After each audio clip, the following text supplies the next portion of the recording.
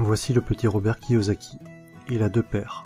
Le premier a fait de grandes études, il est docteur, le deuxième n'a pas passé la quatrième.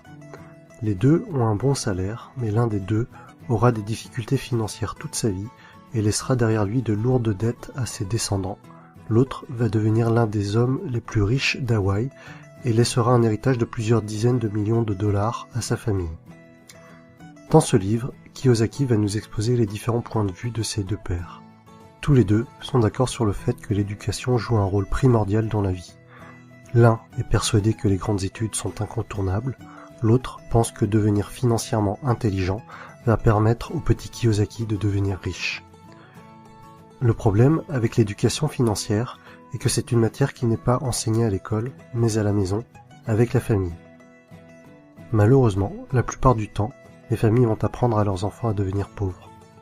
Ce n'est pas un manque d'amour pour leurs enfants, c'est juste qu'elles ne connaissent pas bien le sujet, et qu'elles ne maîtrisent pas bien les mécanismes de l'argent, et qu'elles ne lisent pas des livres tels que « Père riche, Père pauvre ». Si comme moi, vous n'avez pas de père riche, cherchez à apprendre auprès de ceux qui le sont, et investissez en vous. Lisez les livres de Robert Kiyosaki, Napoleon Hill, Warren Buffett et tant d'autres. En réalité, la recette pour devenir riche est plutôt facile.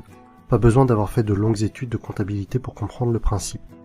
Deux concepts simples à comprendre, actif et passif. Un actif, c'est quelque chose qui va vous mettre de l'argent dans votre poche. Un passif, c'est quelque chose qui va, au contraire, vous enlever de l'argent de votre poche. En analysant un peu, tout peut être un actif ou un passif. Si vous achetez une voiture, la plupart du temps, il va s'agir d'un passif. Vous allez perdre de l'argent avec, sa valeur va se déprécier. Mais si vous êtes un chauffeur de taxi, si vous êtes commercial, et que votre voiture améliore votre image et qu'elle facilite certaines de vos affaires, alors votre voiture pourra devenir un actif. Si vous possédez une maison, et que, avec les factures, les différentes taxes et travaux, cela vous fait perdre de l'argent, alors il s'agit d'un passif. En revanche, si vous louez votre maison et que cela vous fait gagner de l'argent, c'est un actif. Voici un schéma assez classique pour représenter les pauvres, classe moyenne et riches. Les pauvres vont seulement dépenser leur argent.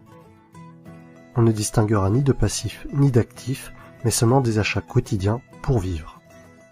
Les classes moyennes vont également avoir des dépenses, peut-être un peu plus importantes que les pauvres.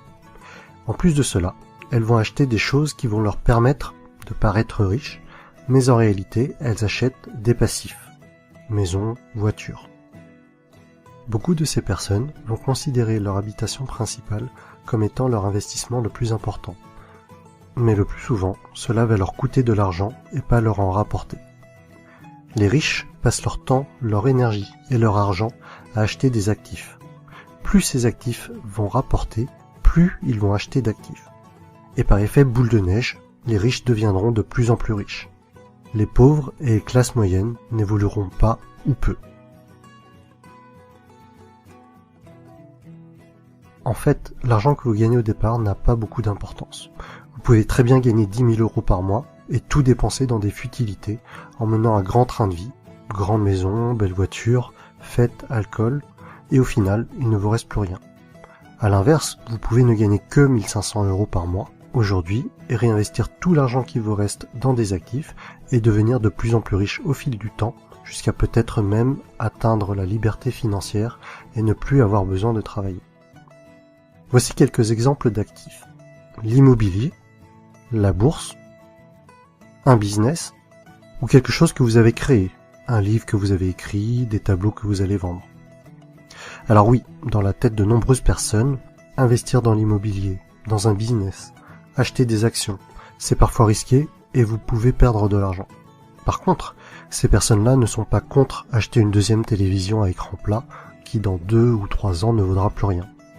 Personnellement, je préfère perdre de l'argent en ayant essayé d'investir dans quelque chose qui peut potentiellement me rapporter de l'argent, plutôt que d'acheter une deuxième télé dont je n'ai pas l'utilité. Et au final, même si j'ai perdu de l'argent en ayant essayé d'acheter ou de produire un actif, les leçons reçues de mes échecs seront infiniment plus enrichissantes que de passer 3 heures par jour devant des programmes télé sans intérêt. En résumé, si vous voulez devenir riche, Soyez financièrement intelligent. Apprenez auprès des personnes qui sont devenues riches. Apprenez à limiter vos dépenses. Concentrez-vous sur les actifs, limitez les passifs. Et voilà mon résumé du livre Père riche, Père pauvre de Robert Kiyosaki. Si vous avez apprécié la vidéo, mettez-moi un pouce bleu en bas à droite.